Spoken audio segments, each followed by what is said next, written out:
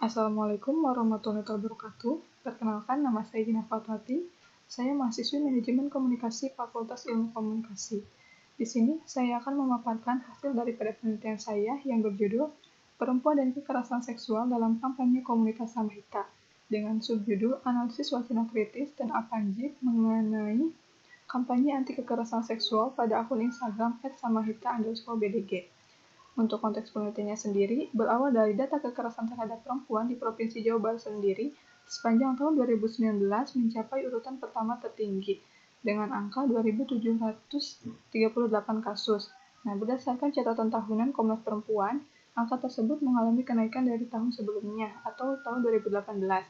Nah, melihat fenomena kekerasan tersebut yang memang sudah terjadi sejak lama, banyaknya gerakan-gerakan anti kekerasan terhadap perempuan yang digiat oleh para komunitas juga para aktivis.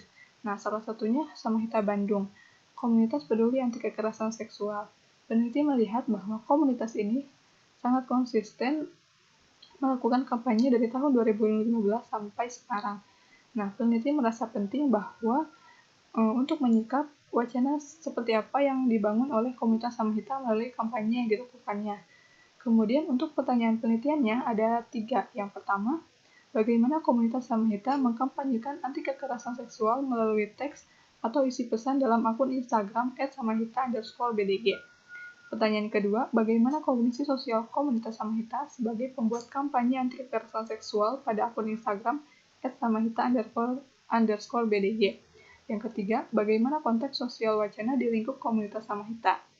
Kemudian, untuk kerangka pemikirannya, berawal dari kekerasan terhadap perempuan, khususnya di kota Bandung, yang memunculkan adanya gerakan-gerakan dan kampanye anti kekerasan terhadap perempuan yang salah satunya dilakukan oleh komunitas Samahita untuk menekan angka kekerasan seksual. Nah, dari kampanye yang dilakukannya, kemudian dianalisis melalui analisis wacana kritis dan apanjik dengan melalui 3 aspek. Yang pertama, analisis teks, analisis kognisi sosial, dan analisis konteks sosial.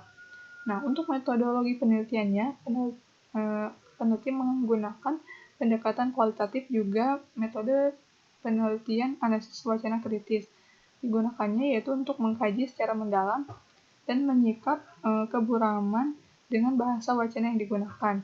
Kemudian untuk teknik pengumpulan datanya, peneliti menggunakan studi kepustakaan juga wawancara mendalam terhadap anggota komunitas Samahita. Di sini informan penelitiannya yaitu Raka Alwan Irfani sebagai Koordinator Divisi Humas Komunitas Samahita dan juga Bunga Astiti sebagai Koordinator Divisi Media Sosial Komunitas Samahita. Sedangkan untuk hasil penelitiannya, peneliti membagi menjadi 3 bahasan. Yang pertama, pembahasan analisis teks.